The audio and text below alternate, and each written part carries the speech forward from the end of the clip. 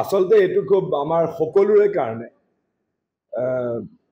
বৰ লজ্জাজনক এইকাৰণে যে MLA হওক মন্ত্ৰীয়ে হওক তেওঁলোকে আজিকালি দেখোন কিবা সামন্তবাদী প্ৰভুৰ দৰে কথা ক'বলৈ আৰম্ভ কৰিলে। তেওঁলোকৰ যাৰে মন্ত্ৰীৰে সমষ্টি হওক বা MLAৰে সমষ্টি হওক তেওঁলোকে নিজৰ জমিদাৰী বুলি ভাবে, তেওঁলোকৰ নিজৰ পৈতৃক সম্পত্তি বুলি ভাবে আৰু তেনেকুৱা সামন্তবাদী মনোবৃত্তিৰ সৈতে গণতান্ত্ৰিক পৰিৱেশত তেওঁলোক আচলতে কাম কৰাৰ অযোগ্য। মই আচৰিত হৈছোঁ যে যিজন বিধায়কৰ কথা কৈছে বিজেপি দলৰ বিধায়ক জিতু গোস্বামী ডাঙৰীয়া এনেকুৱা ধৰণৰ কথা ক'ব পাৰে। ডাককে এইটো কথা ওলাই পৰিছে যে ডক্টৰ হিমন্ত বিশ্ব শৰ্মাৰ সাংগু পাংগু তেওঁলোকৰ যিবিলাক মানে শাসন কৰা দলটোৰ যিসকল বিধায়ক তেওঁলোকক গৰম ভাতৰ ধোঁৱাই খাইছে আৰু তেনেকুৱা ধৰণৰ কথা ক'বলৈ আৰম্ভ কৰিছে। মোৰ ক্ষেত্ৰতো ব্যক্তিগত পৰ্যায়ত তেনেকুৱা হৈছে। মই জাগিৰোডত মিটিং কৰিবলৈ গ'লে মন্ত্ৰীৰ গুণ্ডা বাহিনী আহি পেলাই মোক পিছে পিছে যায়, মোক প্ৰতিবন্ধকতা কৰে, চিঞৰ বাখৰ কৰে, অপমান কৰে। গতিকে এইবিলাক হ'ল তেওঁলোকৰ যে আৰু পতন অনিবাৰ্য, পতনৰ দিশে তেওঁলোক আগবাঢ়িছে। কাৰণ এনেকুৱা ধৰণৰ অহংকাৰ, এনেকুৱা ধৰণৰ তেওঁলোকৰ যে গৰম ভাতৰ ধোঁৱাই খোৱা যিটো প্ৰবৃত্তি ওলাই পৰিছে সেইবিলাক ৰাইজে কেতিয়াও পচন্দ নকৰে।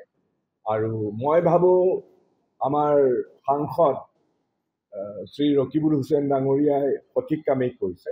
কাৰণ এইটো কেতিয়াও গ্ৰহণযোগ্য হ'ব নোৱাৰে। কোনোবাই কাৰোবাক চাৰিসীমা বান্ধি দিব, ইয়াত আহিব নোৱাৰে, পুলিচ আমাৰ, অমুক আমাৰ, এইবিলাক বস্তু কেতিয়াও সহ্য কৰা নহ'ব। মই এতিয়া যিকোনো MLA যিকোনো হেৰিতে মই যাব পাৰোঁ, কেলৈ নাযাম? এইখনত কোনোবাই মোক বাধা দিব পাৰিব নেকি? গতিকে এইবিলাক কথা কেতিয়াও সহ্য কৰা নহয়। এতিয়া আপোনাৰ বিজেপিয়ে ভয় ভাবুকি খুৱাই পেলাই ইলেকশ্যন জিকাৰ চিন্তা চৰ্চা কৰিছে, উপনিৰ্বাচনটো জিকাৰ। এইটো চাওক, এইটো বুমেৰাং হ'ব। এতিয়া সঁচা কথা ক'বলৈ এইটো বুমেৰাং হ'ব। এতিয়া বিজেপি দলৰ প্ৰাৰ্থীজন বিধানসভাৰ উপনিৰ্বাচনত এনেকৈ বেয়াকৈ হাৰিব, তেওঁলোকে মুখ দেখুৱাবৰ কাৰণে তেওঁলোকৰ কোনো জেগা নাথাকে। সেই কথা মই এতিয়াই ভৱিষ্যতবাণী কৰিছোঁ। আচলতে এইটো খুব আমাৰ সকলোৰে কাৰণে বৰ লজ্জাজনক এইকাৰণে যে MLA হওক মন্ত্ৰীয়ে হওক তেওঁলোকে আজিকালি দেখোন কিবা সামন্তবাদী প্ৰভুৰ দৰে কথা ক'বলৈ আৰম্ভ কৰিলে। তেওঁলোকৰ যাৰে মন্ত্ৰীৰে সমষ্টি হওক বা MLAৰে সমষ্টি হওক তেওঁলোকে নিজৰ জমিদাৰী বুলি ভাবে, তেওঁলোকৰ নিজৰ পৈতৃক সম্পত্তি বুলি ভাবে আৰু তেনেকুৱা সামন্তবাদী মনোবৃত্তিৰ সৈতে গণতান্ত্ৰিক পৰিৱেশত তেওঁলোক আচলতে কাম কৰাৰ অযোগ্য। মই আচৰিত হৈছোঁ যে যিজন বিধায়কৰ কথা কৈছে বিজেপি দলৰ বিধায়ক জিতু গোস্বামী ডাঙৰীয়া এনেকুৱা ধৰণৰ কথা ক'ব পাৰে। ডাককে এইটো কথা ওলাই পৰিছে যে ডক্টৰ হিমন্ত বিশ্ব শৰ্মাৰ সাংগু পাংগু তেওঁলোকৰ যিবিলাক মানে শাসন কৰা দলটোৰ যিসকল বিধায়ক তেওঁলোকক গৰম ভাতৰ ধোঁৱাই খাইছে আৰু তেনেকুৱা ধৰণৰ কথা ক'বলৈ আৰম্ভ কৰিছে। মোৰ ক্ষেত্ৰতো ব্যক্তিগত পৰ্যায়ত তেনেকুৱা হৈছে।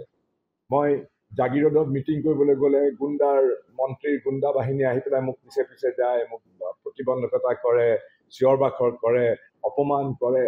গতিকে এইবিলাক হ'ল তেওঁলোকৰ যে আৰু পতন অনিবাৰ্য, পতনৰ দিশে তেওঁলোক আগবাঢ়িছে। কাৰণ এনেকুৱা ধৰণৰ অহংকাৰ, এনেকুৱা ধৰণৰ তেওঁলোকৰ যে গৰম ভাতৰ ধোঁৱাই খোৱা যিটো প্ৰবৃত্তি ওলাই পৰিছে সেইবিলাক ৰাইজে কেতিয়াও পচন্দ নকৰে।